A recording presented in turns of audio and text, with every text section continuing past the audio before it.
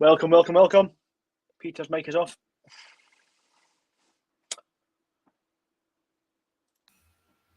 There you go, it's better.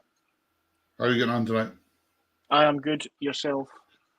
I am good. So, good evening, folks out there.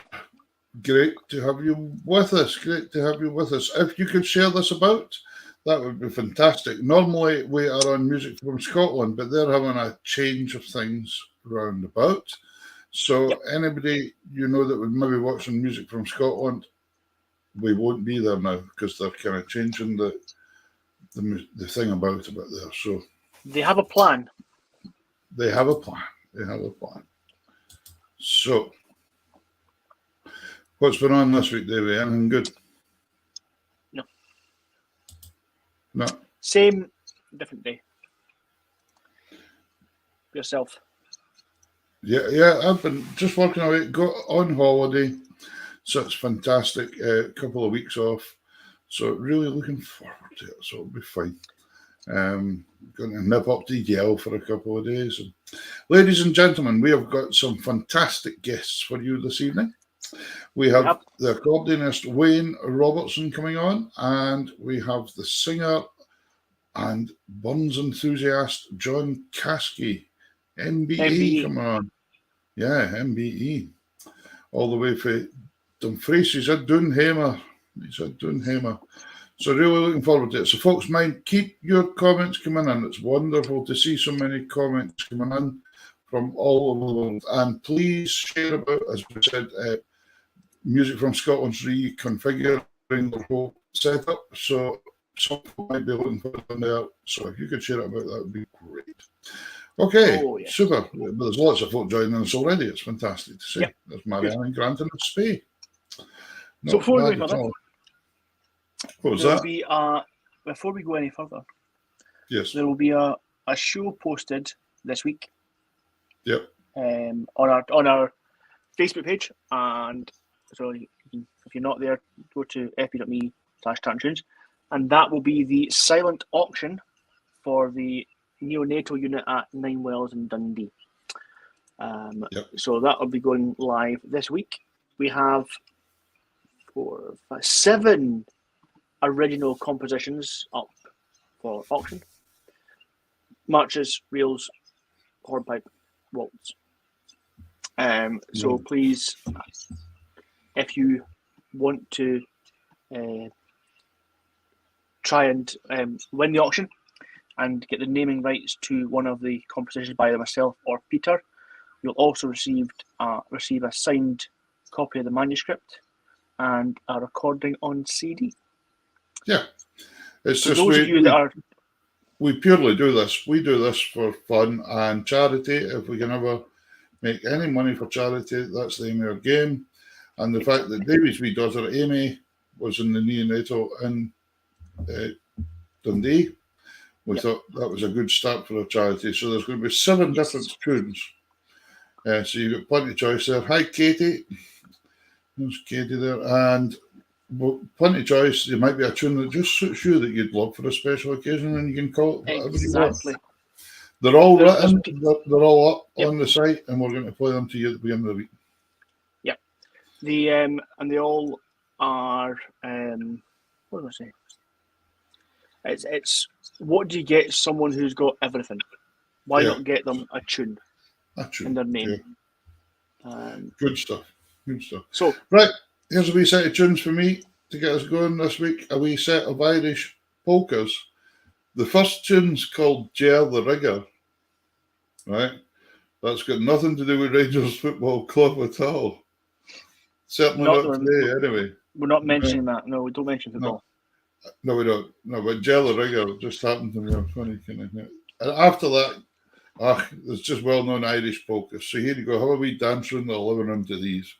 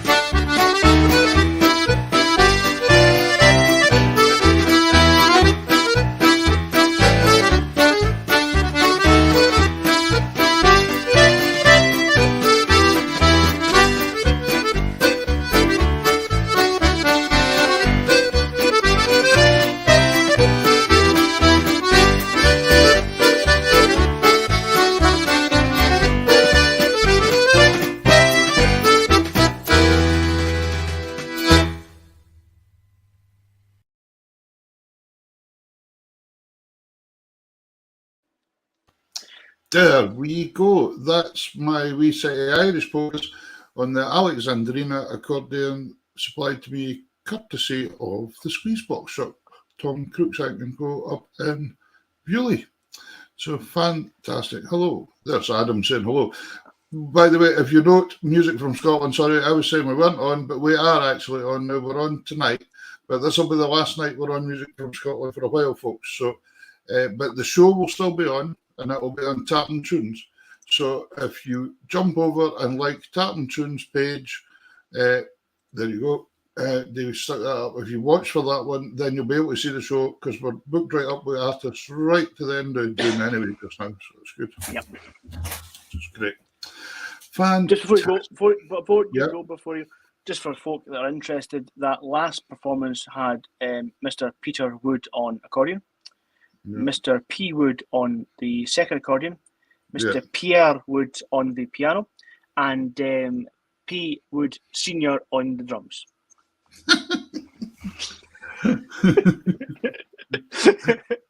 P. Who done it? Wood.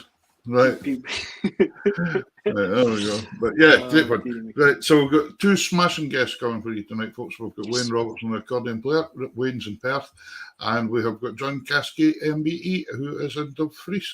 So I think before we go, much else to say before we go. No, I didn't. We're not going yet. Before we go, we'll do the two guests.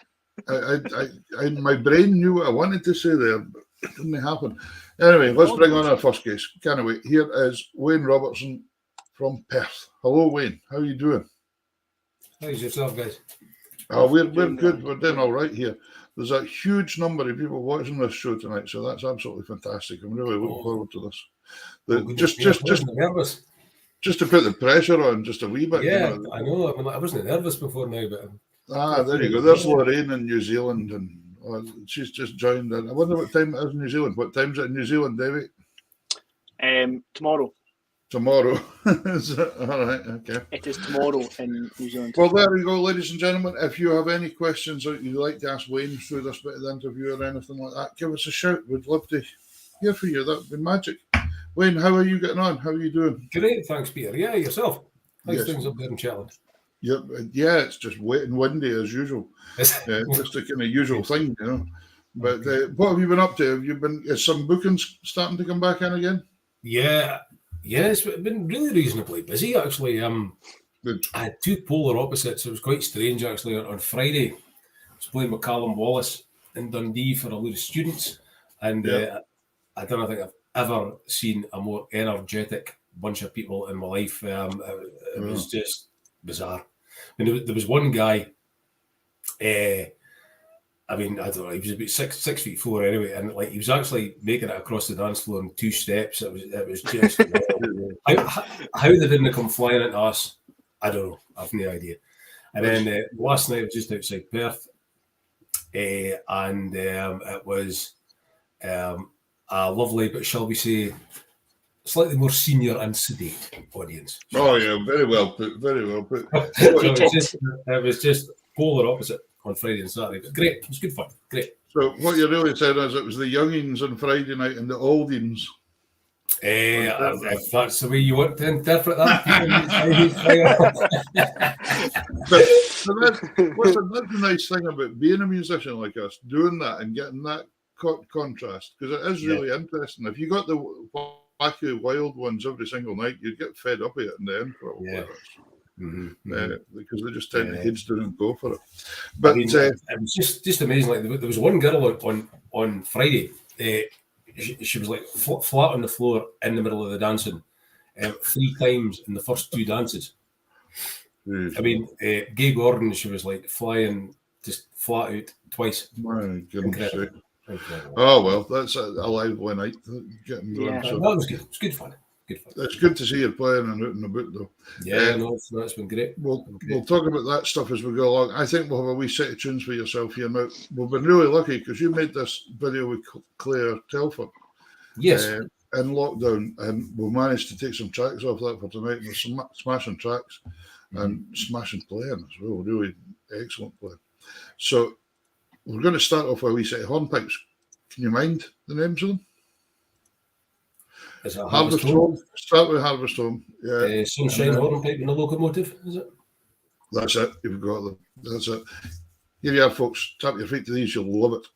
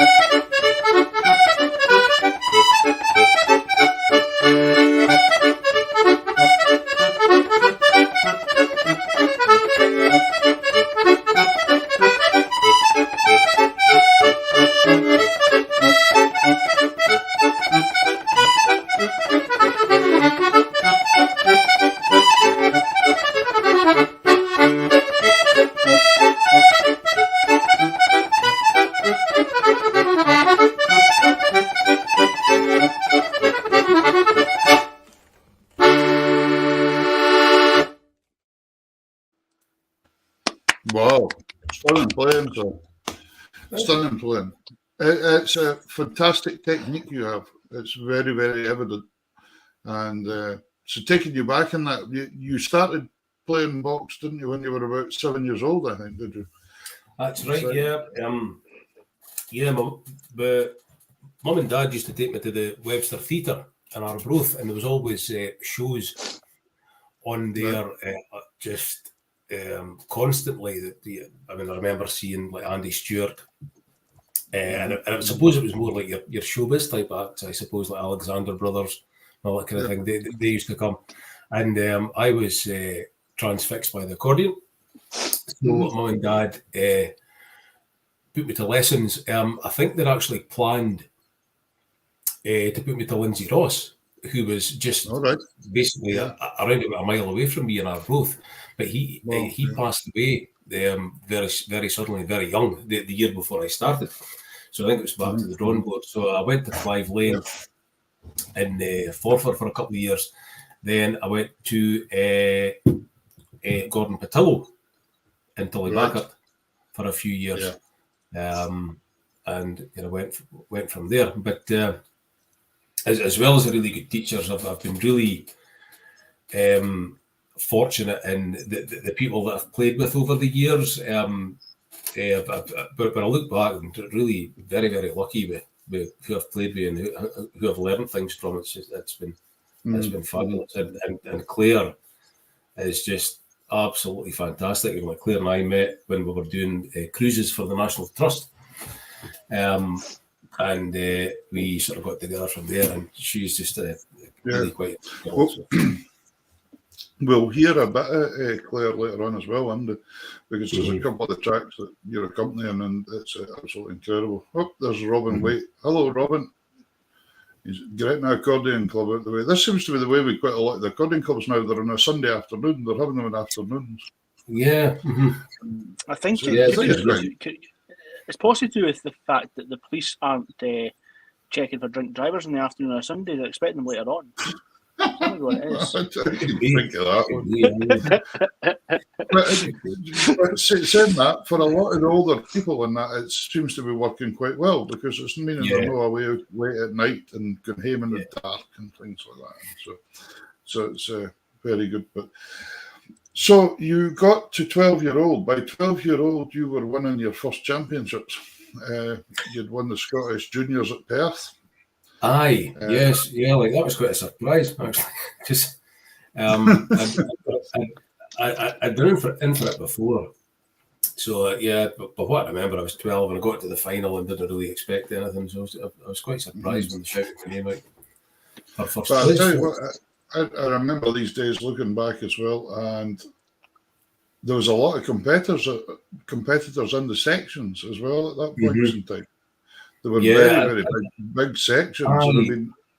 I seem to remember it was maybe about 50, possibly. Yeah, exactly, yeah. And you got that in the juniors and the seniors. You know, you get about 50 folk in each part. It would just run all day. So to win it in these days was quite an achievement because you were up against a lot of people. And do you teach yourself? Do you teach a wee bit yourself? No, I've never kind of gone down the sort of teaching route, I must admit.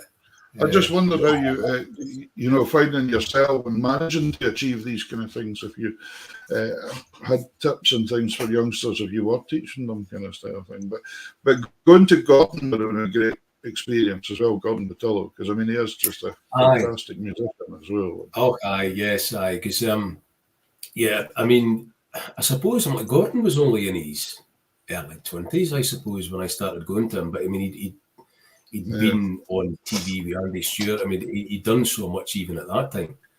I mean, he was good, and he always kind of gave you challenge and stuff to try and bring you on, you know. So he was good.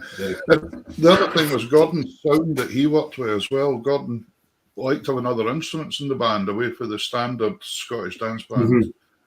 You know, he'd have stringed instruments, banjos and guitars and flutes and whistles.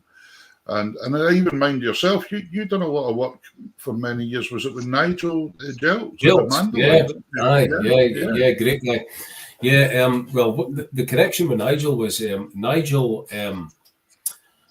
had played with Lindsay Ross and Malcolm in the 70s when Lindsay had a trio. I remember I was about 15, 16, and I was thinking of maybe putting my own group together. And unbelievably, Nigel advertised in the Dundee Courier saying that he was available for work. So I just phoned him up. Why am I not surprised? and we kind of got together, and great knowledge of music and tunes, great library Nigel had, and he was always looking for music. Like, he was heavily influenced maybe by Irish music. He would just listen to all kind of things. So that sort of introduced me to a whole new kind of listening experience at a really young age with him. And great lad. I mean, like we had some kind of great experiences with Nigel as well. I think what had kind of started that, I remember again when I was young. One of the first bands I saw, I remember going to Dundee Accordion Club, and I went to see, and it was Billy Anderson and Albany that were the guests. Yeah. And it's like a young player. Well, it was having seen bands at clubs and stuff before.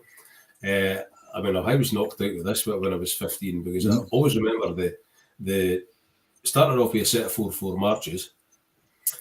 Then he went into the Skater's Waltz, which was like French type thing.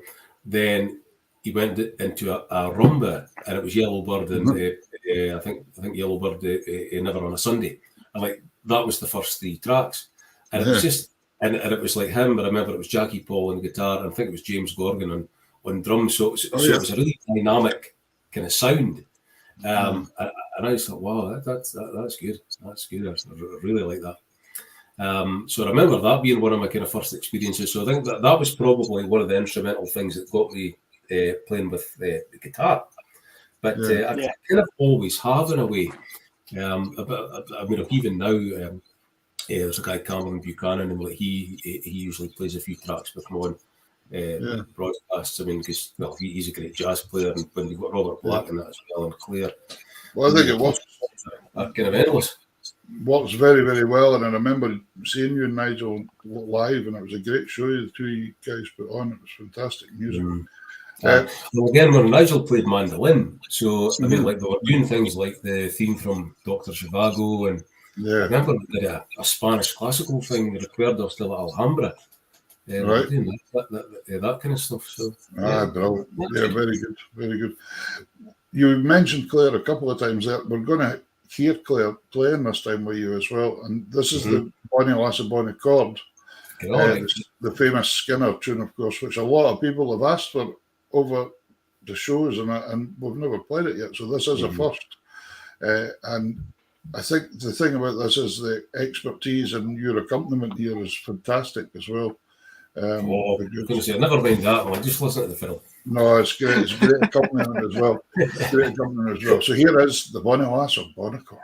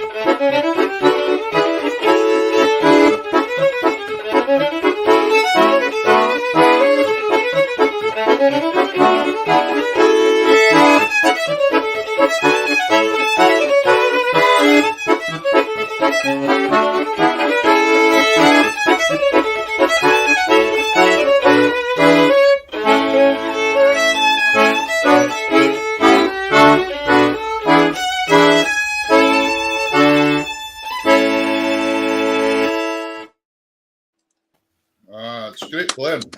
Both of you. Wonderful playing.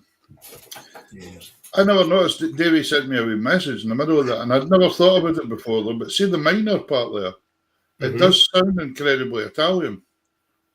Actually, when you hear it, that minor section, because Scott Skinner, he did Was a minor. He wasn't a minor, but he did verbs on the classical bit though. Yeah. Very much so, didn't he? I mean, I'll tell you what I was thinking when I haven't seen that for a while.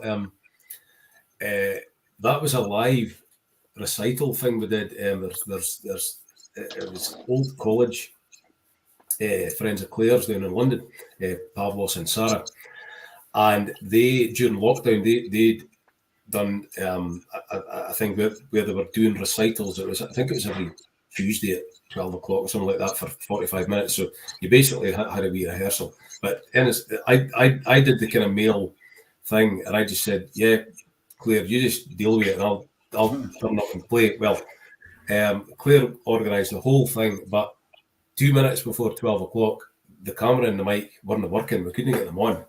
So she was like, "I am never doing anything like that again." That was the most stressful thing of my life. So, but no, she was great. She was amazing. So if I phone her and say, "Can she come on as a guest to this?" she might be like, you know. Well, I mean, when you're a charming man, Peter, maybe talk her. Yeah, you get one. Talk her into it. No, that was fantastic. Fantastic. So, did you say that you met on the National Trust cruises? Is that when you first met? Aye, yeah, that's right. Yeah, I think I did my first one about 2003.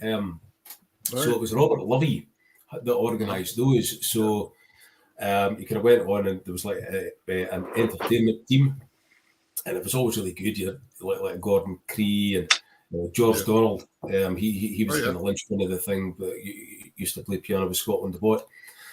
And of course, so I knew George kind of through that, and George knew Claire. So I think it was maybe a couple of years later.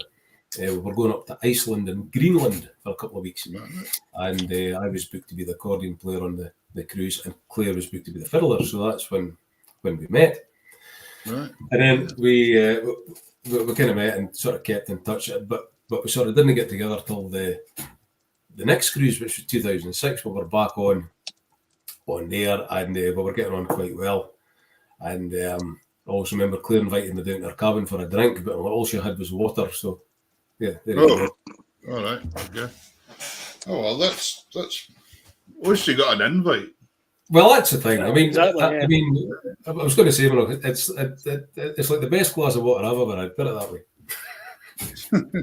Well, good. So, but you, and obviously, was Claire brought up in a classical background first as well? Then, or was she brought up? Well, no, not first. Claire is from Stonehaven, so Claire played with the Bankery Fiddlers. Right. First, then she went down and studied at the RSMD in London. Right. And then she taught at the Menuhin School, been in Surrey for a lot of years. She was an assistant, and then she had her own class down there. So, and you yourself, your degree is in arts and humanities. Is that right? Yeah, I had this kind of funny notion that I kind of fancied doing a music degree, but I mean, I've always been in full-time work, so I couldn't stop that to go and do it. So the kind of nearest thing I could get to it was a degree in humanities specialising in music. So it was basically all about music, and I think there was one course all about history and stuff like that. Mm-hmm. So yeah, I mean, I did that a few years ago. I was going to say, I wouldn't fancy doing it now, I'll tell you that. Studying and all that. Yeah, I done mine about 10 years ago. I done the UHI one, the applied music one. All right, okay. And it was really interesting because it's a broad spectrum as well. You know, it's like across the board and everything to do with music, for the music business to whatever. And it was really interesting. But I was speaking to Davey about it earlier tonight, and it was funny because there were certain things, you know, that you got to, and we'd been playing and had a musical experience of life. And I remember this one day, they showed us how to set up a PA system. Well, we've set up PA systems since we were about 12-year-old, you know, going out to gigs, you know. But you remember that some folk had never even seen a microphone before, or never held one before. Yeah. So you have to sit back. I was going to actually say, I just speaking about the course, I can tell you a wee story there. I remember there was one bit of the course that was to do with sound recording and sound engineering, which is really not my forte, you know. So, and I'll not name the person, but basically, so I had this assessment to do, and it was like 20 marks for this question, and the question was something like, right, if the phasing on your microphone is the wrong way around, what will happen? And it was for this question, 20 marks. So I phoned this person who shall remain nameless, who was a sound engineer. And I said, right, 20 marks, this is the question, struggling with it, what do you think? So I said, phasing's the wrong way around, what will happen? He went, well, it may work. I went, look, it's 20 marks. It'll may work. I'm needing a bit more than that, 20 marks. Yeah. 4 points per word. Aye, it'll may work. Yeah, I like it. But you got some interesting places, didn't you, with the National Trust? I see you were around the Faroes as well, and were you right around the coast of Scotland as well? Then did you ever get to Yes, yeah. Oh yeah, we were in Gia and Balls. Right. They were really good times, good fun. And it was great because what you usually ended up doing was you had to maybe do your own kind of show on the ship, but then you'd have to maybe collaborate with the other musicians. So that was always kind of good fun with that. Yeah, it was great. I remember once we were in Collins saying it, I think it was Jamie McDougall was due to be singing, and he'd been off the boat and was going to come back on, but then the weather turned and basically he couldn't get back on the ship. Oh no. So it was kind of like 6 o'clock at night. Jamie was due to be on at 9 for the show, and basically we didn't have a show. So we were kind of called together, and I remember another lady that was on it was Anne Warren Gillis. Yeah. So she went, I think it'd be nice if I did something with the accordion. And she handed me this piece of music, and it was like 16 pages long. this medley, and I can't remember what was all in it, but honestly, it was every key for like G flat to B major with bridges in the middle. Because I'm like, no problem. Like, right back to the cabin, just marked it up, practiced it, and I'm like, thankfully it went fine. But gee whiz, I remember that it's strange. Somebody had a thing on just today or yesterday about there was an organisation called the Motherwell Highlanders, and they used to get together and have basically a dance, Caelan. But they would always have Gaelic singers come in, and they were all gold medalists. Everybody had won a gold medal. There must be some amount of gold medalists out there. But every single person you met had won a gold medal for something. But I remember that was a task to begin with, because they all come up and said things like, "We'll do Brochen Lom and A flat, please." And you're like, "Oh, great," you know. And then I remember sitting one night, and I think it was Keith Dixon I was playing with that night, and Keith turned round. The boy came up and done his bit. "We'll have Callum Maroon on an A flat." And Keith turned round to the boys in the band and said, just very quietly, "Just play it in A, boys." So we played it in A. And the guy got to the end and then came up and told us he had never had such a fine accompaniment in all his life. Keith said, "We'll stop asking people to play an A flat then." That was brilliant. Great. Really funny. Anyway, let's have another wee set of tunes here. It's not a set of tunes, actually. It's a tune, a great favourite of mine, and this arrangement you work with, I remember Dermot O'Brien doing a similar arrangement. That's what I had at first, many years ago. But I would have loved to have played it like Dermot O'Brien, but couldn't have. But you can, certainly, that's for sure.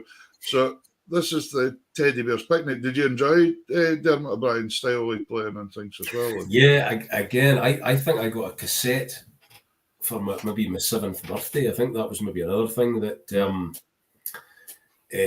sort of gave me the bug for playing it. I remember it was a cassette called The Laughing Accordion, and the Teddy Bear's Picnic one. Yeah. And yeah, it was good. Yeah, he was a good player. I think I had the LP. My sister and I were lucky enough to play a wee support act to Dermot O'Brien once. Oh, great. Asked me how to accordion club. And I wish I could remember more about it now, because it would have been great to get more about it. But anyway, here, folks, this is stunning playing. This is the Teddy Bear's Picnic.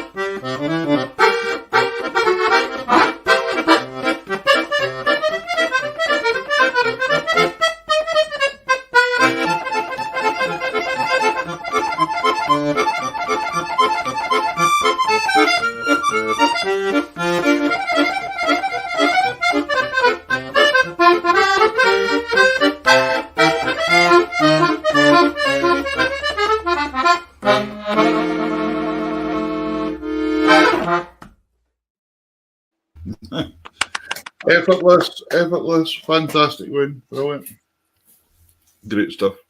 Box is sounding good there too. That's you were telling me you've worked with the Bugatti accordions for a number of years now.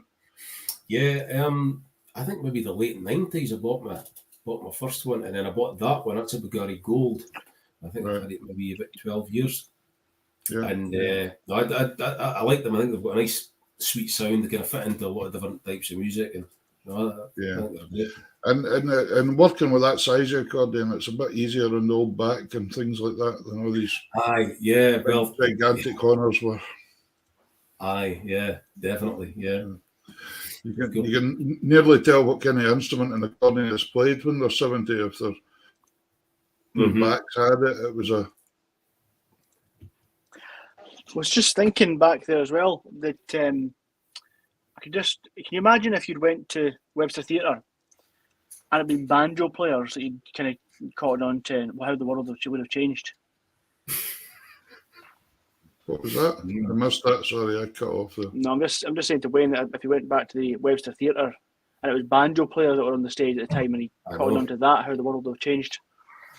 Yeah, you could have been a banjo player. You never know. You never know. It was accordion for me. The kind of, and I've heard you playing with your band up here at Uphellia and Shetland as well, and you're extremely versatile as a musician.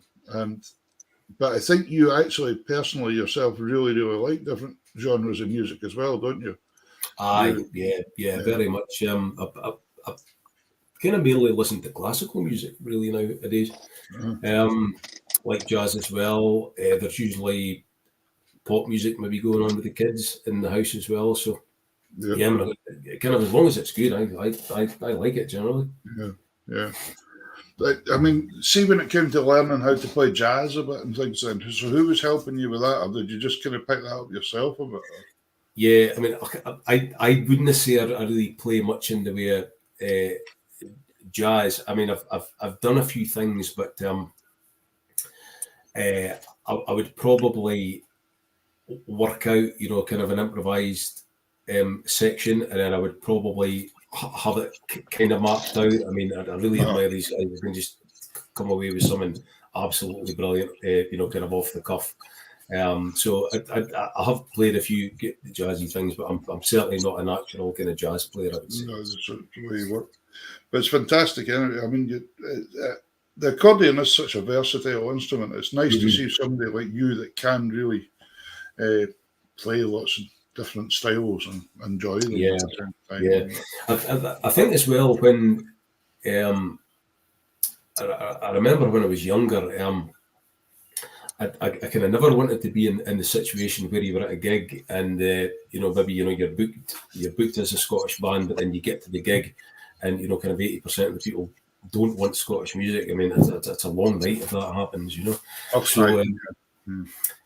So yeah, I've always kind of done things with singers and like tried to maybe set things up so that if the night kind of turns to someone else, you can play other things and get through. Always find that handy. So you've managed to even get. I noticed on the bio you sent me, and you managed to play in London in March as well in 2020.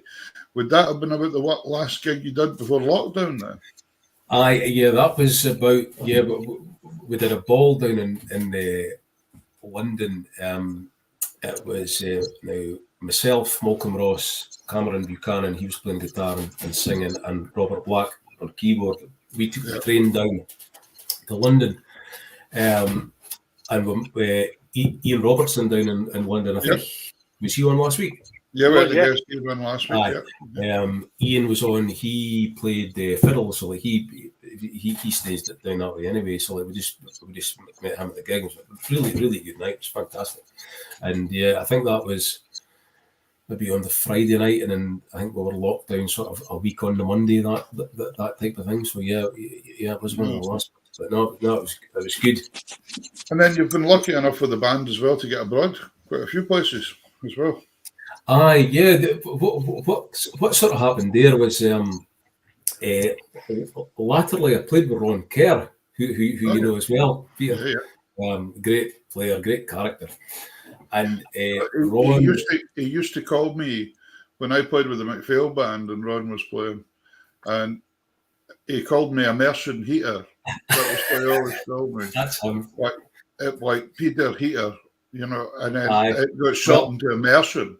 And he would just call me immersion. And folk would look as if to say, what's that mean? Immersion. Yeah, it's some brilliant times with Ron. I was going to say, like, he's the same with Claire, but like, he just calls chocolate Claire chocolate. All right. So when any time we see him, like, Wayne, chocolate. That was Ron. So, but no, Ron used to do the society balls with like Bobby Crow, and then when Bobby sort of retired, Ron took them over. So I did quite a lot of them latterly with Ron, like the Angus Ball and Fife Hunt Ball. And when Ron retired, he handed over a couple of things to me. And there was a guy who goes to a lot of these balls. He just emailed me out of the blue, and he said, "Look, I know it's kind of short notice, but we've got an event happening over in Florence, in Italy, and it was 2 balls in 2 palaces in Florence." So I organised the band. So it was like me, Robert, Scott Gordon, Susan, Davy Hume, Cameron, Gillian Ramsey, I think, went as well, and we did a couple of nights over in Florence. It was just incredible, absolutely incredible, just to play in these places. So that's some of my favourite gigs as well. The reel parties, because they're kind of quite a challenge, because like the reelers, when I've seen them at the Angus Ball, they'll do the Bruins reel maybe 4 times through on the bounce, and also like they usually do it in 5 couple sets, so it's like 10 by 32 times 4. So it's a lot of tunes. It is. So it's good for you though. I mean, it keeps you on point. It's good. Well, with the real parties, I noticed you done one out in a man as well. Did you do the real party? Yes, that was for the same lady who organised the trip to Florence. So Florence was 2016. Then 2018 we went to Oman, which was just an incredible thing as well. But we're just playing on. Well, that one was actually outside. So we were just playing in this outside venue, basically right kind of next to the sea. That was amazing. I think we're really lucky as musicians, because there's a lot of places we necessarily wouldn't go on a holiday, but you get a book in there and you can go and just see what life's like on the other side of the world. It's been a fabulous thing for me. Just some of the things I've been asked to do and folk I've met. It's been great. Fantastic. Brilliant, great. Wayne, thank you so much for coming on tonight. We can't believe we're nearly through an hour already. It's been brilliant having you on and hearing your amazing playing and watching the technique. Your technique, you've got some absolutely incredible. And hopefully we'll see you back up at an Uphill Yard before too long. Yes, I hope so. But guys, I was going to say, listen, thanks for asking. It's been a real pleasure. Thank you. The Uphill Yard boys up here with the Viking suits will be desperate to get it back on. Nobody will fit in any of the suits they made 3 years ago. Other youngsters have grown and they'll need new suits and everything. It's just amazing. Aye, that's it. Yeah. But no, listen, thanks very much. We're going to finish off with a wee set of tunes here, and there's quite a lot of tunes. It was for what reel was it? It was the reel you started, the Dukey Perth. That we were talking about there that you just happened to mention. And there's a whole bung of tunes here, so I'm not going to ask you to mention them, but you and Claire playing them together. But listen, Wayne, thanks so much for coming on. Mind, folks, if you ever want to get a hold of Wayne to book the band or anything like that, probably the best way is to get him through Facebook and Messenger and things. And I'm sure if you come, he'll come along and play for you if you offer him absolutely. Money. Absolutely. Definitely. Wayne, thanks very much. Thanks, guys. Thanks for coming on. Thank you. Thank you. Cheers. 1, 2, 3.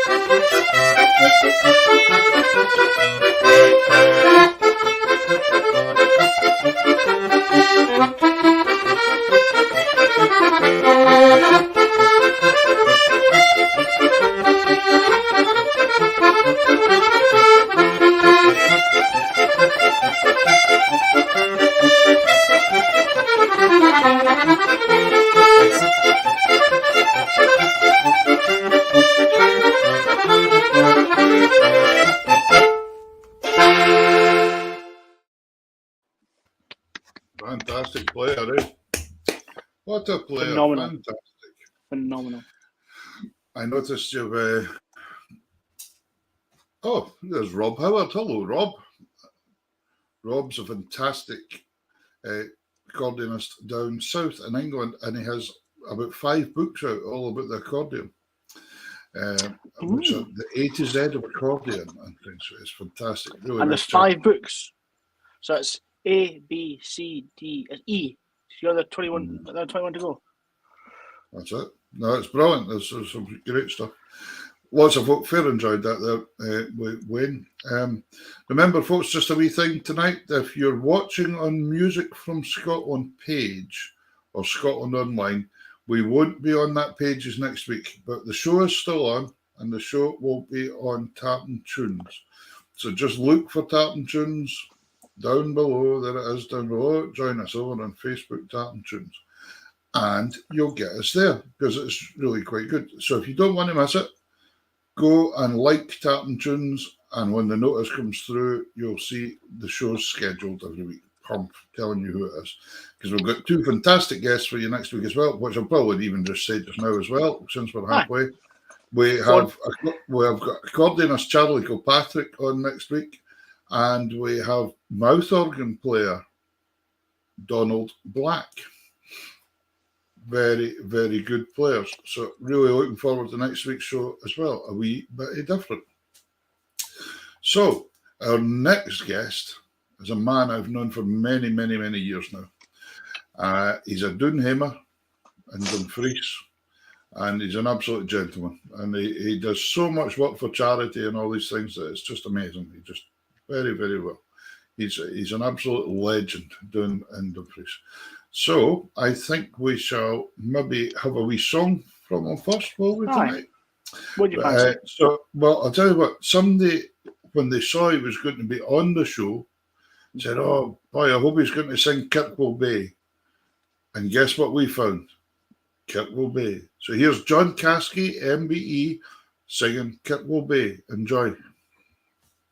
It was on a summer's day when I first saw Kirkwall Bay, and the beauty of the scene I'll never forget. There was magic, there was mystery, there was friendship all around, and a welcome that I'd never ever met. Kirkwall Bay, oh bonny Kirkwall Bay, friends all standing on the shore. You'll always shed a tear when the boat is drawing near. Once straight to me back home in Kirkwall Bay.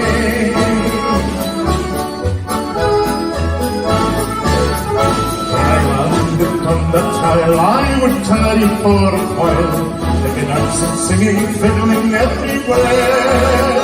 There was madness all around to the music's happy sound.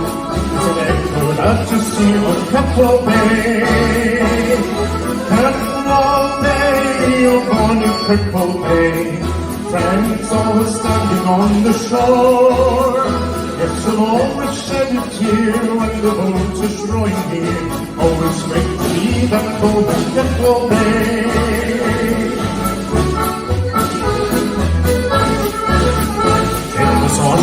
summer's day, when I first saw purple hay, the beauty of the scene I'll never forget.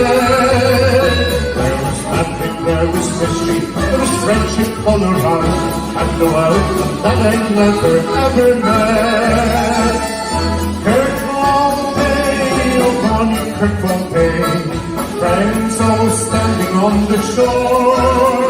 Yes, you'll always shed a tear as the boat is drawing near. Always great to me back home in Kirkwall Bay.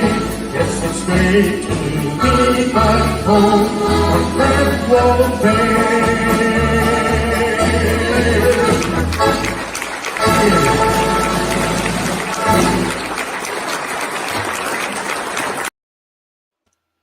Hello, John Caskie. Hello, guys. How are you doing? How's it going? That's brilliant. What a smashing start to an interview to a song like that. One of my favourites, Jim McLeod.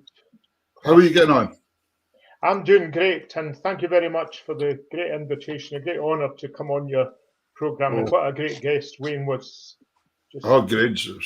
Absolutely super player, Wayne, isn't he? It's just great to hear the stories, great to hear his music. I've had the fortunate pleasure of introducing him at music festivals and having him in our local hall and having a song with him as well. Just a lovely guy and great playing there tonight. Really enjoyed that. I think looking back at your bio, John, that you sent me through, and it's quite interesting because you were saying when you were younger, the other members of the family were into pop music and things like that, but you were the one that was, no, I'm into Scottish music. But that's how you started, isn't it? And you I mean, my brother and sister, they loved their Top of the Pops to see every Sunday night who was at number one, but I was preparing the Saturday night to see who was on the radio. And being a youngster at 12 and 13 maybe at the time, going to the accordion club and thinking, God, I saw that guy last weekend and now I can hear him on the radio. It was a buzz. Fantastic. So you were brought up in Locherbriggs, were you, just outside Dumfries? Locherbriggs, born and bred and still here today, just outside Dumfries, as I say. I remember coming down to play at the community centre a couple of times, many years ago, for dances and things. There were great dances there at one point. Well, we've had some great nights in there. I'm for my sins, I'm chairman now in my 22nd year of chairman as the hall, and we're doing great. And COVID had an effect, but we've started up. We've opened up again, and we're busier now than we've ever been. And it's just absolutely amazing. That's really good. That's awful good to hear, because some clubs saying they're still quite quiet in that, but that's really nice to hear. The things are taking off. We're big enough, so some of the groups can come in and they can see that they can still socially distance, although they don't have to. Again, we score, we've got a nice big car park, we run the flat for the elderly and things. So we tick all the boxes and the folk are. But no one, we're catering for everybody. We had a couple of events ourselves, which is great. We had a music, song and dance afternoon with wee Church Ireland flavour, and all the folk flocked in and enjoyed it. Just brilliant. Magic. Fantastic. Locherbriggs, correct me if I'm wrong, was there an army base there at one point in time? Don't think so. No, there was Emmons Engineering used to make a lot of the trucks for the army, but I don't. Can't recall it. I don't know why I got that in my mind for some reason, but I remember being at Locherbriggs. There used to be a big Ford garage as well, didn't there? That's right, yes. Because Ewan McGowan used to work there. That was the first time I ever met Ewan. Ewan McGowan, and it was Ewan that got me into quite a lot of the singing. But Ewan was the sales manager at the Ford garage just round the corner from where I stay. Yeah, mind that. So when did you actually start singing then? It was when I left the school. I never actually sung at the school, believe it or not. I wasn't into music at the school. And again, I like to listen to the likes of Jim McLeod's band, because he sung the Jack Sinclair show band because there was a singer in it. And all these, I used to like Max Hulison's records because there was a singer as well as just the band. Right. And Ewan used to play it quite a lot in the kind of family silver weddings and things like that. And anybody wanted to get up for a song, it was always, go up. And then Ewan asked me to a couple of things. So I'm doing a wee care home. Do you want to come and sing a couple of songs. Aye, and then, oh, we're doing you in the hotels. Do you want to come? And that was just the staff taking. And I mean, I sing for fun and for the enjoyment, not a bit of training or anything. I just get on with it. And if it's not right, I'm sorry, but it's absolutely great, and it's fantastic what you do for the community and the charities and all that. Here, when you're talking about it, were you about when the first accordion club started? Then the hole in the wall one. I was never ever at the hole in the wall. No, it started in the hole in the wall, and then it moved to Oaton's, and I went when it was the Oaton's. Aye. And that was of course, that was for the folks out there. That was the original, very first accordion club in Scotland. That was the. Yes, I'd say the first one was the hole in the wall with Marks, and then Tony Dalton was the manager of Oaton's that was owned by Marks, and therefore they moved to a bigger premise, and I moved there. I started going when it moved to Oaton's, and then it moved it to the Cardigan Home because Tony bought the Cardigan Home, so it was there, and that's how it changed its name to the Dumfries Accordion Club to Isle Steps, and then it went round about, and it's now back as the Dumfries Accordion Club, and you're back. About 35, 36. Thriving wee club going now. You've got a thriving wee club going again. Aye, with COVID, we've lost one or two. We're doing a wee bit, but we're doing no too bad. And I think spoke to some folk. I think they're still a wee bit wary about coming out in amongst the crowd. So I think we've got a last night of the season coming on Tuesday. Neil Hardy in the band, and then I think when we restart in September, we will maybe pick up or hopefully pick up again. But no, we're doing quite well. Right, for this next track, then we're going to take you back in time just a wee bit. It's titled "A Young John Caskie Sings Never Be," and there's two songs here. Actually, there's "Never Be" and then "The Tartan." And I think it's Ian Muir that's backing you this time. And that last track, it was Ewan Galloway that was there. This one that you're going to play was in 1992, I believe, and it was the Anne and Accordion and Fiddle Club, and they danced. You'd maybe played it, Anne and that's right. They used to dance the whole club. They danced the whole night, and the compere said to me, "Do you want to get up with Ian in the band for a couple of songs?" I says, "Oh, if it's okay with Ian." So up we got, and I sung down a couple of songs. So it was 92. Of course, that's a few years ago. I'm not going to count how many. Because we've had Ian on the show in the past as a guest, and then John Douglas is sitting playing the accordion here as well. Of course. Yes, John was still is a great pal. Fantastic man, great accordion repairer and tuner, and he's great. And he's got a great sense of humour, John Douglas, as well. Oh, he certainly has. It could be here a while if I started doing the stories with John. A very quick story. I was in the shop one day and a guy came in and he says, "I've got an old Hammond organ." He says, "It's no worked and it's got a lot of woodworm." He says, "Can you do anything with it?" And John says, "No, but if you get at the petrol station in Newbridge," he says, "ask for a gallon of petrol and the box of matches, that'll set the cure it." The boy says, "All right, aye, okay then." That was just John's sense of humour. Yeah, there was no beating about the bush, was there? No. Right, here's "Never Be" and "The Tartan." Enjoy, folks. Cheers. Where the nature joins the sea, that's the place I long to be. Where the crofters tend their sheep and make the hay, working on a threshing mill, back in bonny Bettyville. You can get a view of bonny Paper Bay. You can go to Kirtley, that's the place beside the sea, or to Hope or Tull a few miles further west.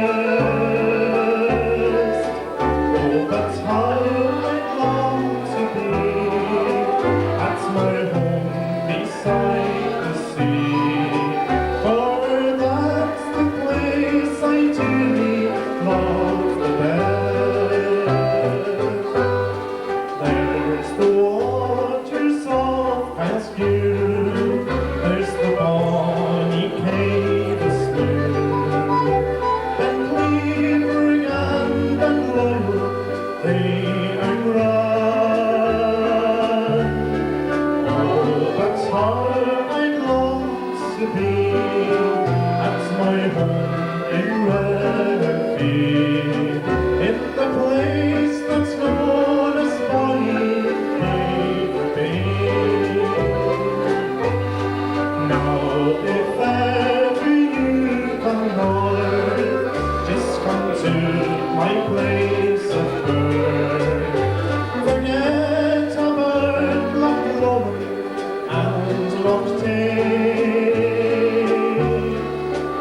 built your castles in the sand.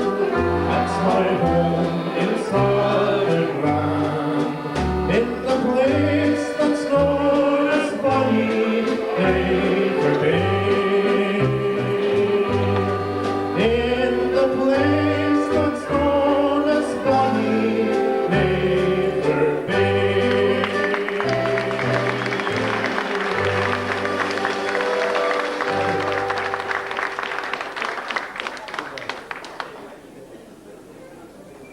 Very good.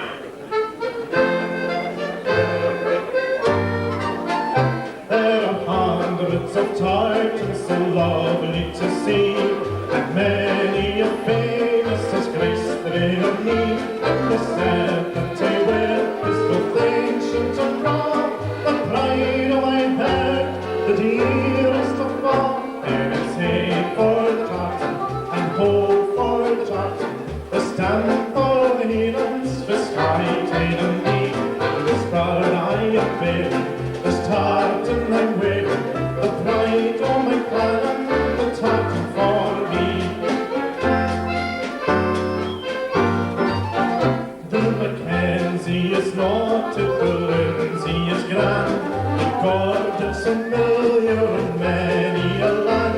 The Cather and men have the right to be proud, the Campbells, the Stuarts, MacLeod, oh MacLeod. There is hay for the tartan, and hoe for the tartan, the stamp for the heathens, the sky, tide and knee, and it's proud I am bearing, this tartan I'm wearing, the pride of my clan, the tartan for me. There's the Bruce, the Buchanan, the Fraser and the Payne, MacDonald, Macmillan, Macpherson and McLean.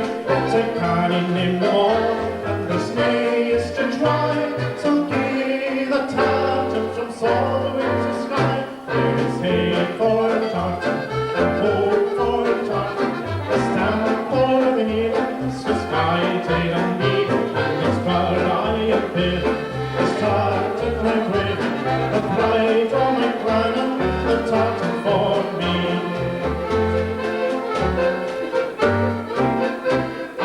Children of Scotia, they roam the world o'er, the thoughts that I return to this land that I adore, and this fair o'er the fight sends my heart beating high. The tartan of home brings a tear to the eye. Then it's hay for the tartan, and hoe for the tartan, the stamp for the heathens, the sky, tide and deep. This proud I am bearing, this tartan I'm wearing, the pride of my clan, the tartan for me. It's the pride of my clan, the tartan for me.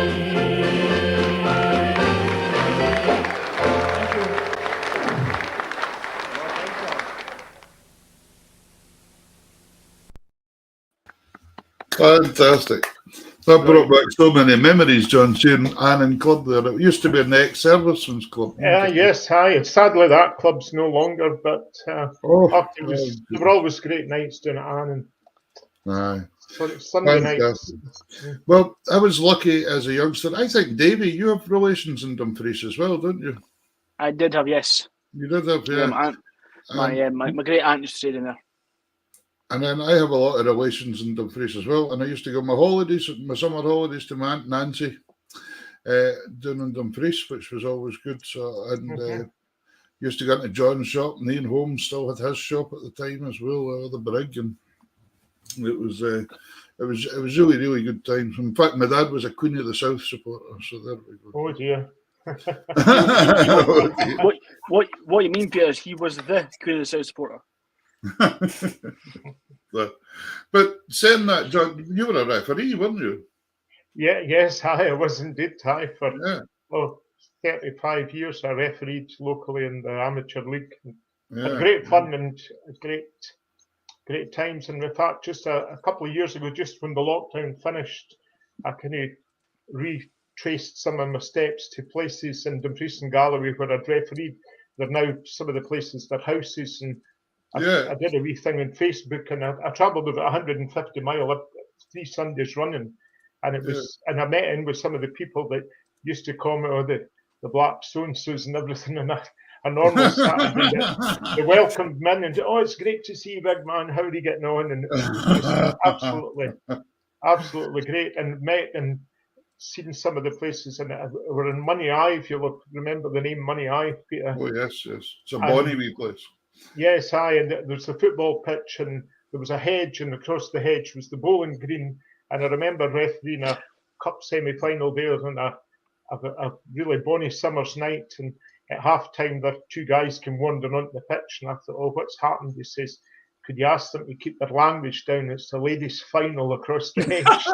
And you got to both teams and say the ladies didn't appreciate your language. So it was quite funny, but no.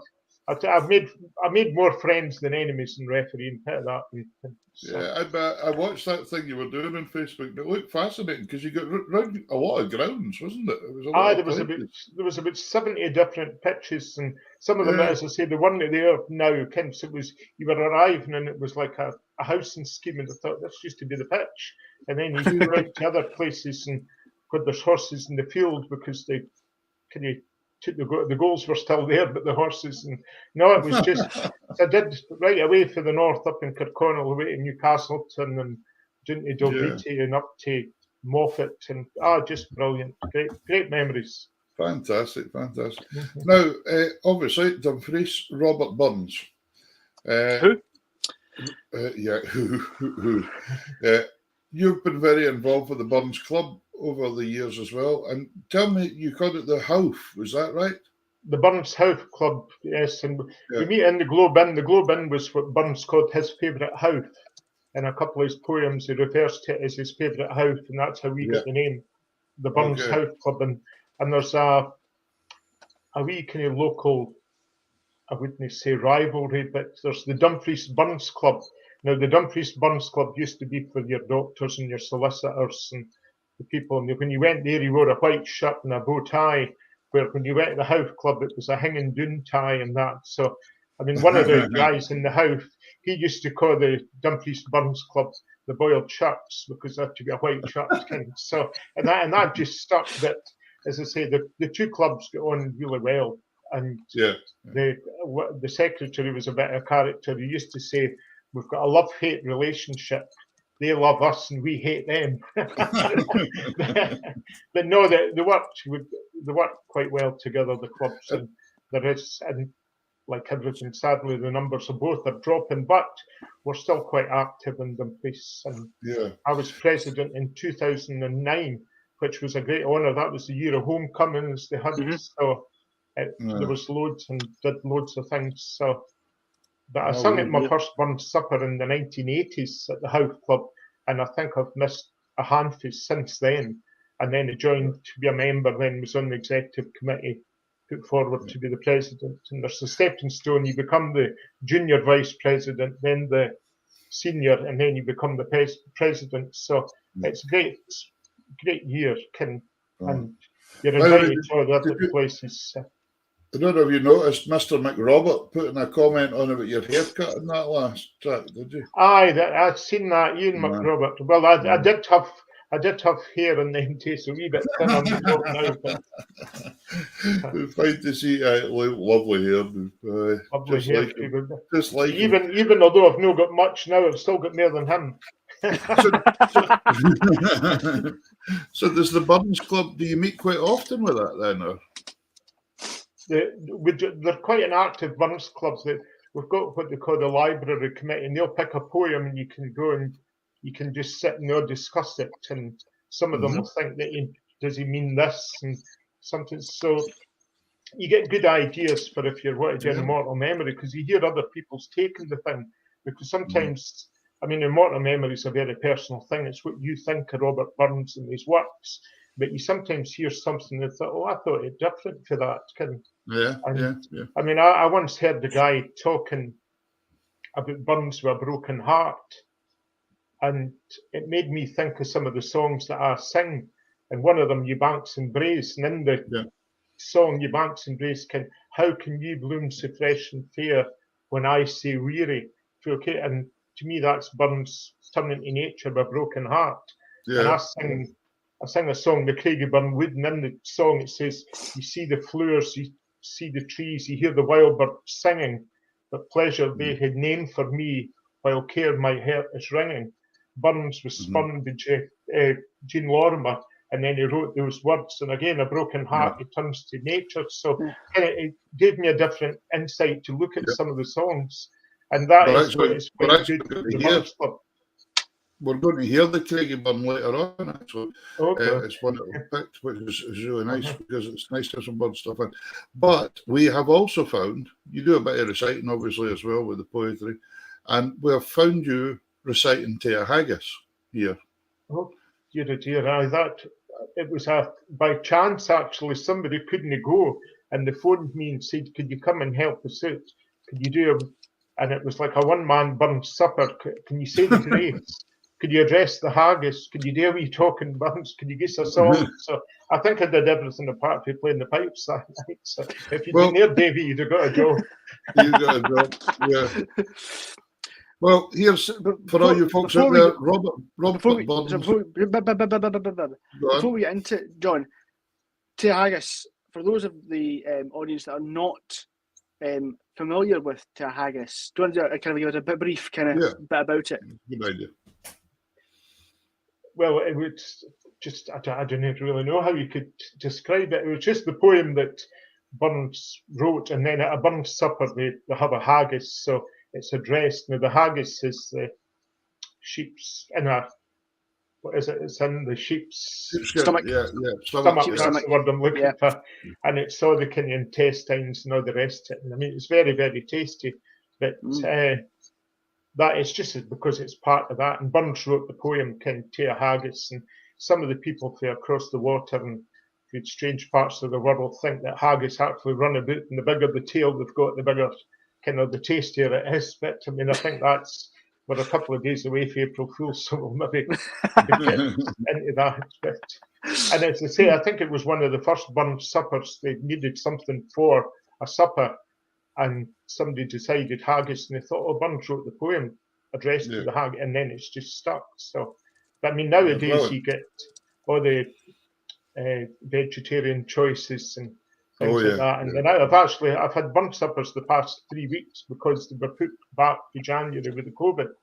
And an old pal of mine used to say, I like the haggis, but I'm not so keen on it with the side salad. Brilliant. So here we go. Here's Te Haggis. Te Haggis.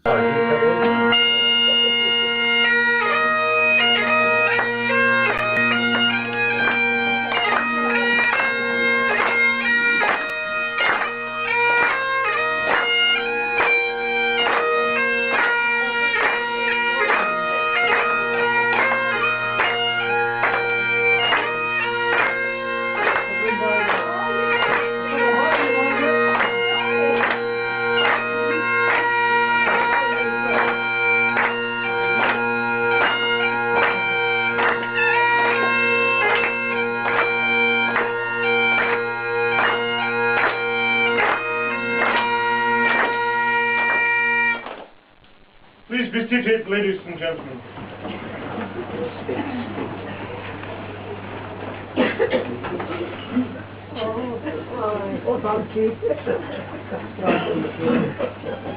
Fair fly your honest sunset face, great chiefs and other puddin' race. Up in the Mai you'll tap your flank, pains striper firm. Will, are you worthy of grace as long as my earn? The groaning trencher there you fill, your herd is like a distant hill. Your peen would help to mend a mill in time of need, as through your pores the dews distill, like amber feet. Head knife, see rustic laboured deck, and cut ye up with ready split, trenching your gushing angels brick like ony ditch, and then, oh, what a glorious sight! One reeking, wretch. Then horn for horn they street and strive, they'll take the hindmost on the drive, till all their wheels false kites belie, are bent like drums, and all good man may slank to ride. We thank it comes. Is there the tourist French ragout, or olio that would stow a sou, or fricassee with marker spew, with perfect scunner, which done with sneering scorn for view, on sick a dinner. There devil, see him out his trash, his feckless as a withered rash, his spinel shank a deep wet lash, his never net, through bloody flood or fields to dash. Oh, how unfit! But mark, the rustic haggis fed, the trembling earth resumes in his tread, clapping his wally never blades, heel market whistle, legs and arms and heed till sned, like taps of thistle. Ye poors, for mark mankind their care, dish them out their bill of fare. Old Scotland wants nae skinking ware that jumps and luggies. But, if you wish, a grateful prayer, gie her a haggis.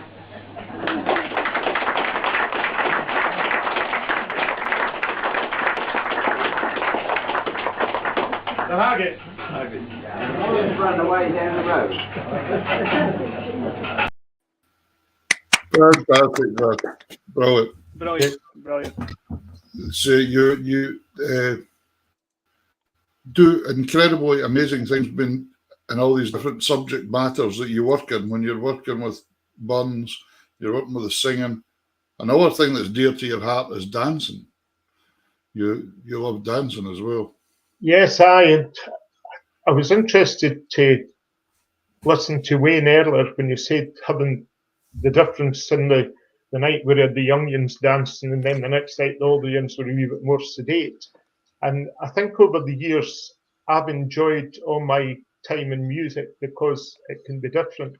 I can book the house 5 nights a week to 5 different types of things. Yeah. Comparing the accordion club one night and entertaining at women's rural the next night, teaching dances at the dance class the next night, or a fiddle rally, so you're compere there, and then you're maybe calling dances at a wedding and then singing for the bus tour. So everything's different. And I mean, we started the wee village just at the back here. I had a dance in 1992. Bill Black came and played in the hall, and I realised that no everybody could do either 3-step or the Lomond waltz. And I thought, well, I used to go up to bigger and just say, follow Alec MacArthur and hear Alec playing at some of these dances. So I thought, we'll start a wee classic cut and just out at the back of Locker Briggs here. And here we're 30 years later, we're still going. And it's just went to strength to strength. And it's been just great. And again, like everything, like the singing, like the compere and recite and dancing, it's all self-taught.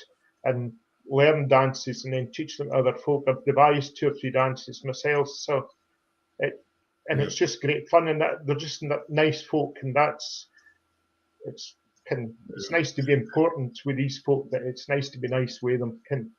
Absolutely. Yeah, totally. But putting all that effort into it yourself, and that you've probably made an awful lot of people's lives extremely happy. Because it's given them something to aim to go out for every week and things or whatever, just to get out. That's nice to say. I mean, you can only continue to run these things if folk support you can. Yep. And I mean, I'm very fortunate. I run loads of things and I'm willing to try anything. And the people come and it's just great. And I always say that I couldn't do it if the people didn't come and support us. Cutting our numbers are down from the heyday when we used to get over 100, where we're now getting maybe about 30, and they still come, and there's some of them have been coming for the 30 years, but there is 1 or 2 new folk. But you say to yourself, can these folk, the other night there, somebody come away with a dance we hadn't done for about 10 years, or let's have a go then, and it's just a good fun. But as I said to them right at the very beginning, we're no here to be marked against somebody that your dance is better than mine or mine is better than yours. We're here to enjoy it and have fun. And if you're going to a dance, you can decide if you want to get up or no. Know that the programme that the band's providing. And because there was a time where folk were saying, oh, can you do that? Oh, can you do this? And I'm saying, well, pick the class and we'll learn them. And then when you get to the dances, it's up to you if you want to get up or no. And it's worked. And when we're still going 30 years later, we must be doing something right. Yeah, That's it. and you're a guest caller with a lot of bands as well, aren't you? You go out and call dances.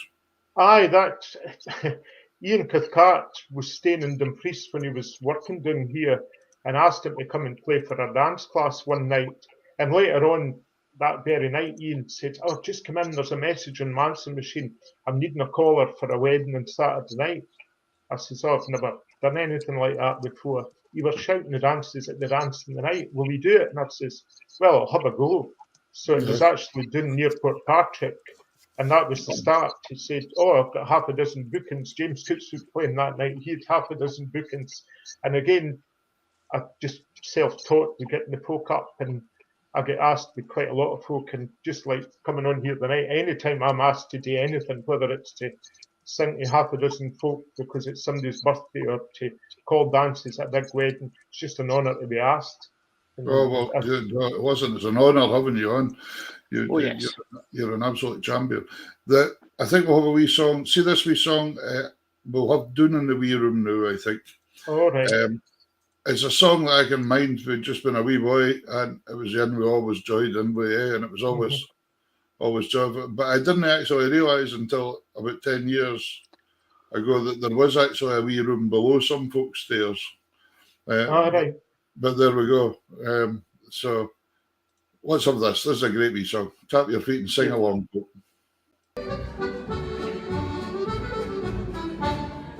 Down in the wee room underneath the stair, everybody's happy, everybody's there, for they're all making merry, each one in a chair.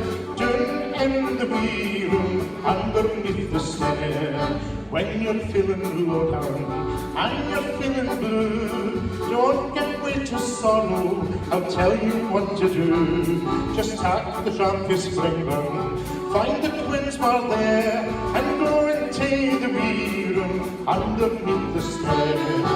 Down in the wee room underneath the stair, everybody's happy, everybody's there.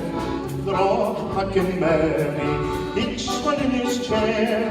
Down in the wee room underneath the stair, a king he went a hunting, his fortune for to seek.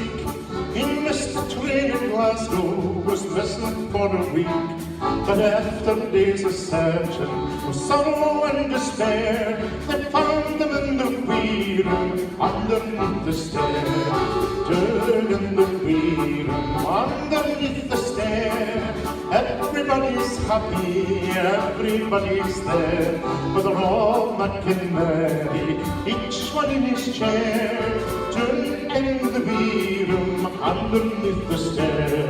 And when I'm old and feeble and my bones get set, I'll no get cross and cranky like other fogies get, from saving all my pennies to buy a Harley chair, to build me to the wee room underneath the stair. Down in the wee room underneath the stair, everybody's happy, everybody's there, for they're all making merry, each one in his chair. Down in the wee room underneath the stair. Down in the wee room underneath the stair, everybody's happy and everybody's there, for they're all making merry, each one in his chair. Down in the wee room underneath the stair. Down in the wee room underneath the stair.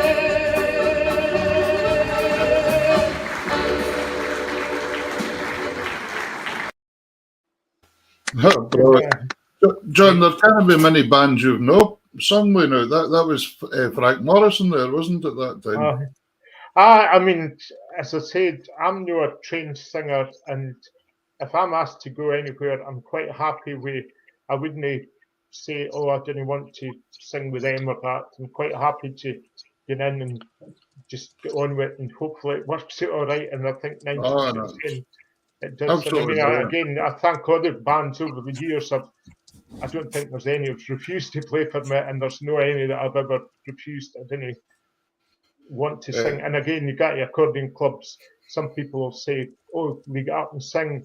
Well, is there anybody that can play for me? Oh, so-and-so's here. All right, that's fine. You just That'll do. do it. So. Now, 2018, John, for you was a kind of special year. You were awarded the MBE for all the charity work that you do. That must have been an incredible feeling. It was absolutely, and still is, just unreal. I'd been out the whole day. I'd actually entertained in the morning, went to something in the afternoon, then went away to a concert at the Buccleuch Hall at Langham at night. And I got back in the house about 10:30, 11 o'clock.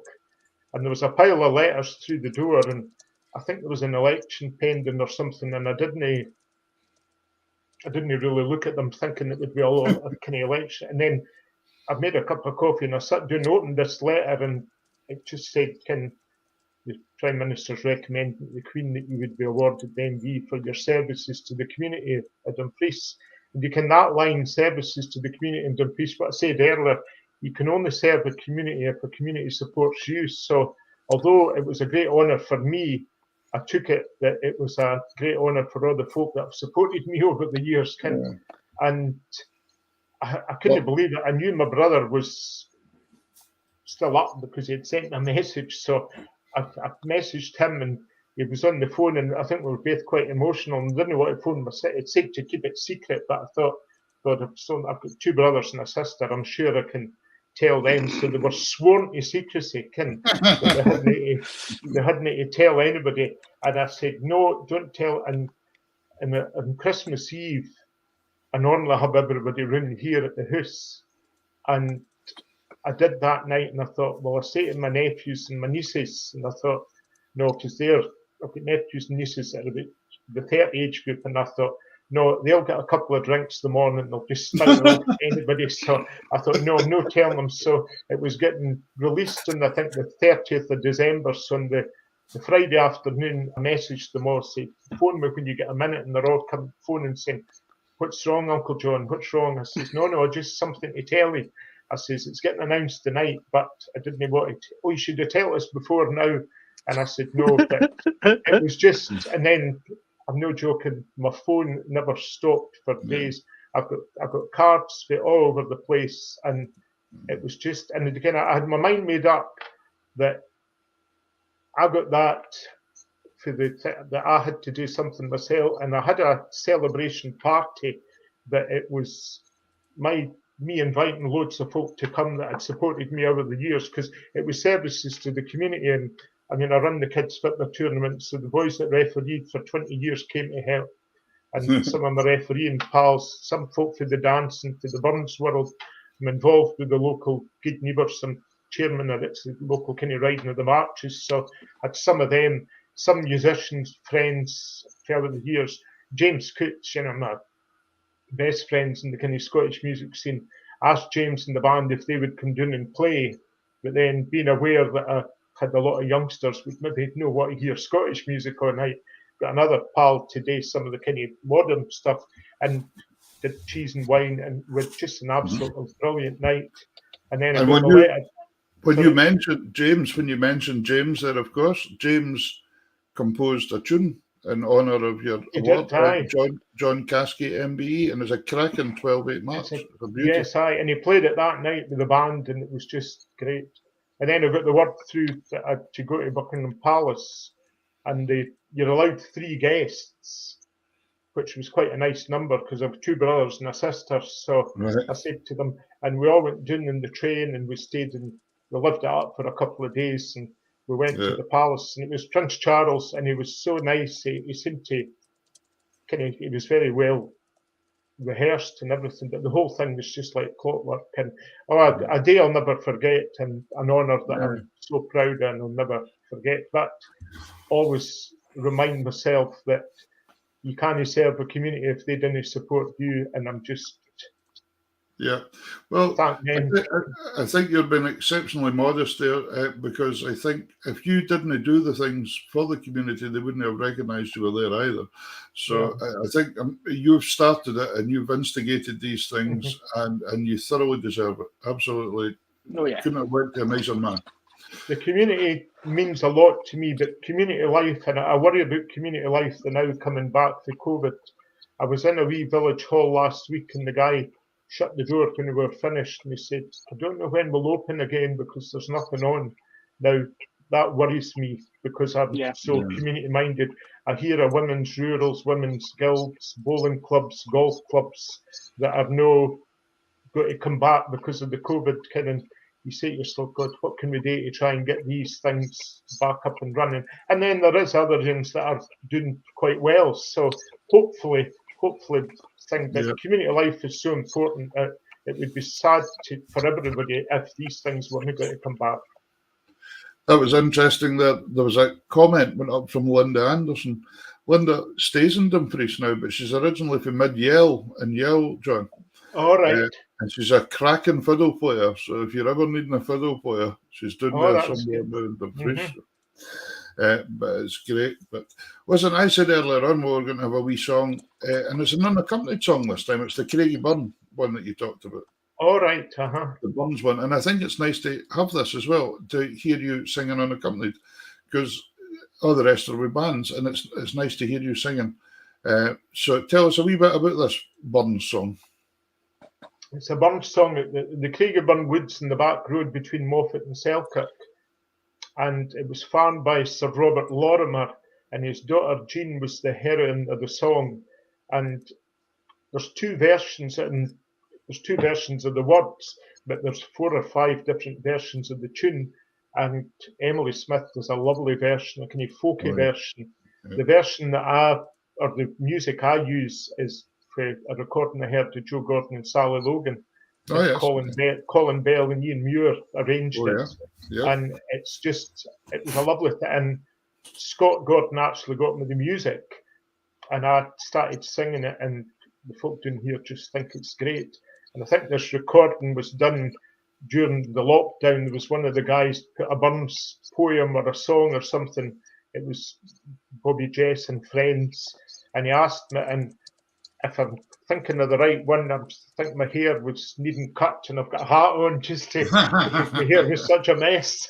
But Jean Lorimer in the song, and there is something in the annals, the history says that Burns was actually writing a song on behalf of one of his fellow excisemen, and he hadn't had a reply, so Burns wrote what he thought was going to be the reply, and that's how there's the 2 versions. But it's a lovely song, and I love the melody as well. Yeah, it's great. It's super.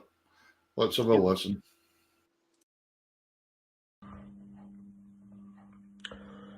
Sweet falls the eve on Craigie Byrne, and blithe awakes the morrow, but o'er the gate in spring's return can yield me naught but sorrow.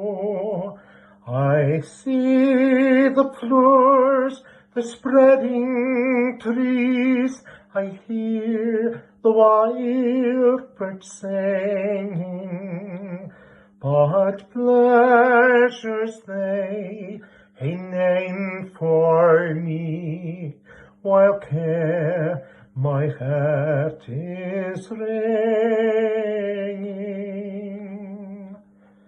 Ye cannot tell, ye maunna tell, ye darna forth my anger, but secret love would break my heart if ye conceal it longer.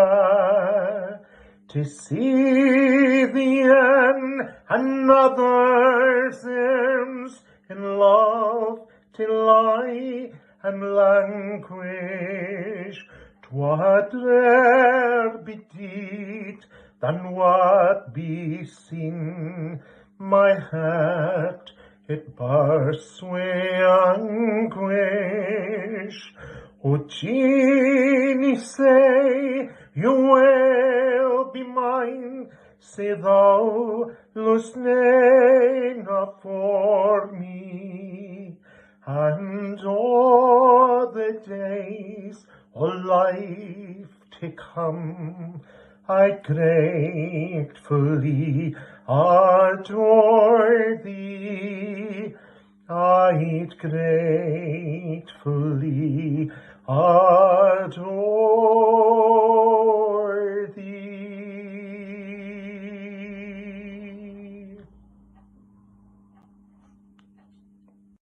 Well done, John. Lovely. Brilliant. Lovely. One of my favourite Burns songs. Love it. Very, very nice. I like Mary Kemp. I think Mary's in Orkney. Just Yes, a great baker as well as John, she says. Oh, You're a stunning baker and cook. I've seen some of your stuff on Facebook and it looks amazing. Oh well, I bake for all the family and all the rest. I've been trying to go on a kind of health kick, so I bake, and my nieces and nephews and their kids as well. Can Uncle John, will you make me something for my birthday? So it's just another birthday coming, and what do you want? And one of my nephew's wee girl, she was 9, I think, and I says, what would you like Uncle John to make you for your birthday? She says, I want 57 chocolate eclairs. Oh. And I says, oh, just 57. So I think the mixing that I made, I got 54. But she noticed, and she wasn't too happy that I wrote. And then her sister, she wanted pink and blue cupcakes or something. So but I enjoy baking, and I found my aunt. My aunt was a master baker. She had a baker's shop in Dumfries, and she brought out a recipe book, and I used some of the recipes and just kind of shared the pictures. And some of the people on, like the Urane page and the Ewan Galloway's, Graham Mackay's page, things like that, are saying, oh, I saw your picture, can I get the recipe? And all that. So it's great. So I think just before we go, you're getting quite busy, you and William Robert. You're going round a lot of the homes singing and bits again. Willie and I do an awful lot, and we did an awful lot pre-COVID, and then we got back into it, and then we got kind of stopped and started. And last summer we were in gazebos, we were hiding under trees, and we were in verandas while the people were inside. We were freezing, sitting there with the hat and the scarf on, and getting a bit of enjoyment and all the rest of it. And that's it. And then we're back out. In fact, I was typing up a wee list there just to get to Willie tomorrow. And it's great that if you can't get out and entertain for an hour and an afternoon at some of these places, and the folk are just so lovely. And in this area, I've noticed that no everybody's just Scottish, so we've had to branch a wee bit. Folk will say, can you sing a Jim Reeves song? Well, it's not anything I would normally sing, but I'll type the words up and we'll have a go. And it works. Can you sing this? And we were in a home just before Christmas, just before the lockdown, and it was in Castle Douglas, and I'd sung Bonnie Galloway. And Willie had been at the house, and we went through the keys because we were looking at some of the Christmas songs. We hadn't sung them for a couple of years, so we were seeing what we would need. And I sung Bonnie Galloway, and about 5 minutes later I says, and if you've any requests, just let us know. And the old woman says, could you do Bonnie Galloway? I says, oh, we started with that. No, you didn't. I says, aye, we did. Oh, well, I want to hear it again. So we sung it a second time.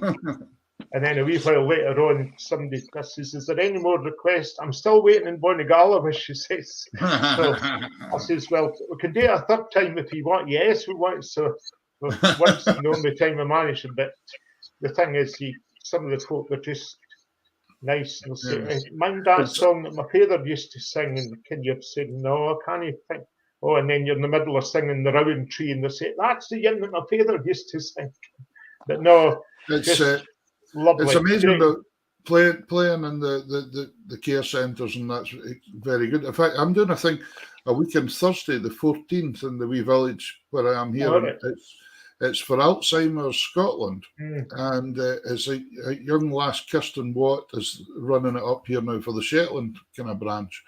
And what we're doing is we're doing a wee music session, and it's anybody can come along. It's a dementia-friendly situation, and anybody can come along and bring instruments with them and things, and we're just going to sit down and hopefully have wee tunes and that, because sometimes the wee tunes brings back such good memories for people and things. So the first time, so I think I've got about 6 musicians signed up already that are coming along. So it's good.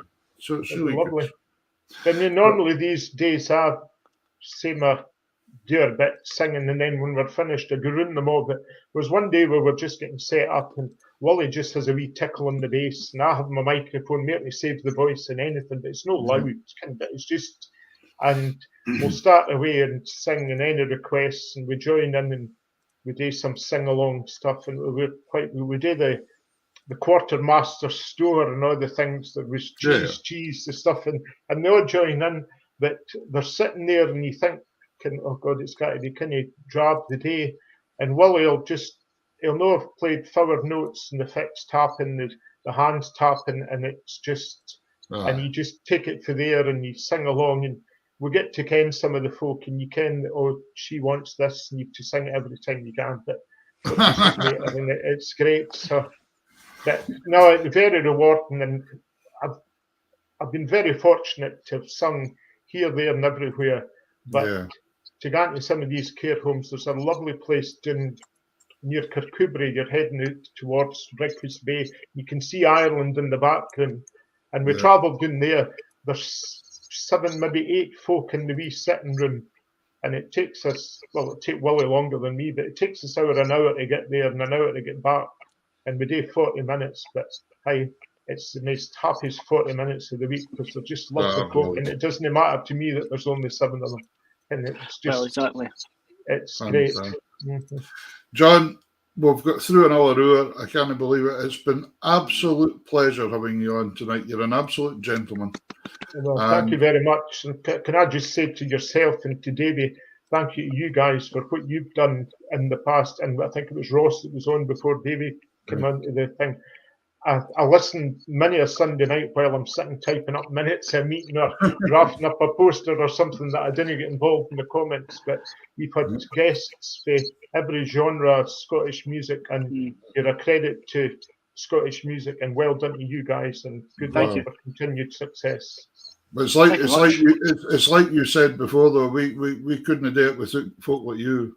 So that's that. Well, listen, thanks so much for coming on, John. It's been a great pleasure. Thank you very much. Oh, there's Linda. She's in Glencapel. I knew she was about there, John. She was. There you go. She says you'll have to. I believe they're upgrading the hall at Glencapel, so I don't know when that's going to actually happen, because I did speak to somebody the other night and they said there's nothing happening in the hall, but. Give me a message through Facebook, Linda, and we'll get in touch and we'll get something sorted. Listen, thanks very much again, John. It's been an great absolute pleasure. We're going to play with you singing the Rosie Allendale. Oh, here we go. Great. Brilliant. Cheers, thanks, John. Thank you very much. It's been a pleasure. Bye. Oh, the morning was fair, the sky was clear, a breath came over the sea, and Mary left her Highland home and wandered forth with me. Though flowers decked the mountainside and fragrance filled the vale, I fired the sweetest flower there, the rose of Allendale. The rose of Allendale, the rose of Allendale, by far the sweetest flower there, the rose of Allendale.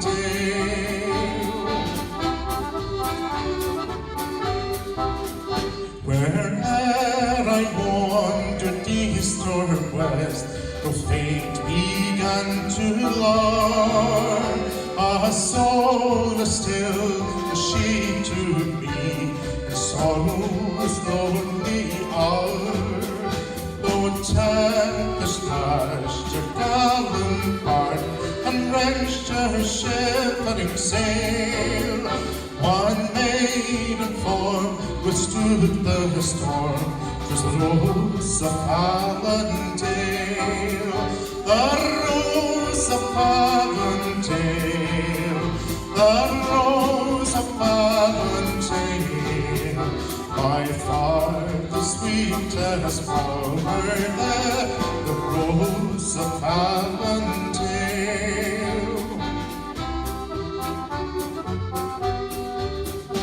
And when my fevered lips were parched on Africa's burning sun, she whispered hopes of happiness and tales of distant lands.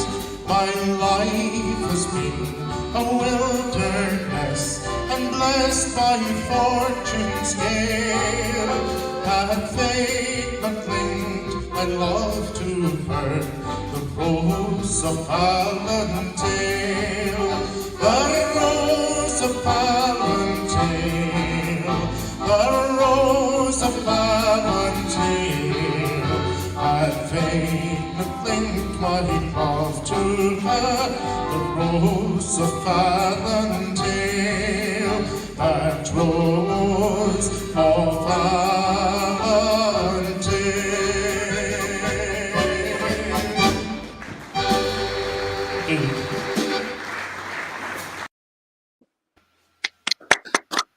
You know, it's people like John there that make the world a nicer place, isn't it? I agree. I mean, I agree. I reckon he's put a smile on so many people's faces over the years that you couldn't add them up.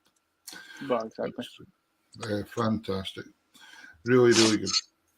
Well, there we go, folks. That was two fantastic guests tonight. Wayne Robertson earlier on, and then John Caskie MBE there. Splendid night. I fair enjoyed it.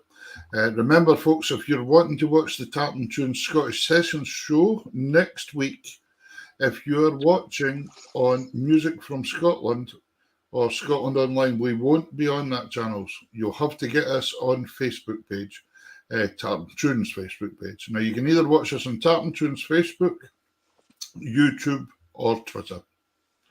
Whatever you want. But yeah, go for the Facebook. There's Davey. Oh, look, see, I pointed the wrong way. So did I.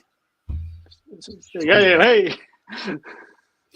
So join us, jump onto Facebook, Tartan Tunes, and if you pop on there and like our page, you will get automatic notifications coming through saying who's on the next show.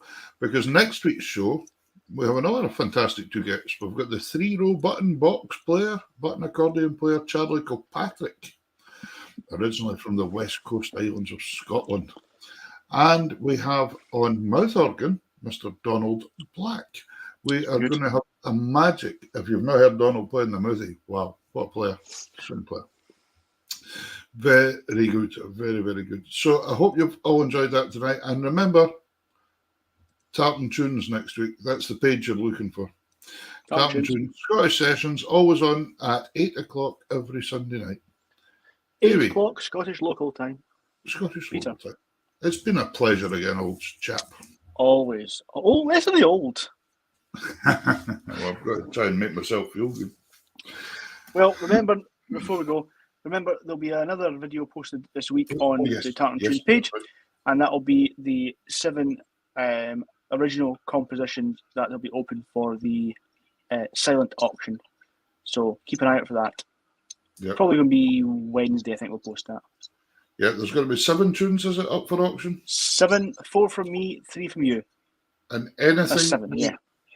Anything, all monies raised, folks, will be going to what? The neonatal unit at Nine Wells Hospital in Dundee. That's where everyone's going. So if you fancy a tune, why not put a bet in? You never know, you might get a tune for £100. You never know. Well, they're worth £200 each anyway. Yeah, that's right. So you might get a lot more. Ladies and gentlemen, thank you very much for tonight. Davey, thank you for tonight. Peter, thank you for everything. Good night. See you, folks.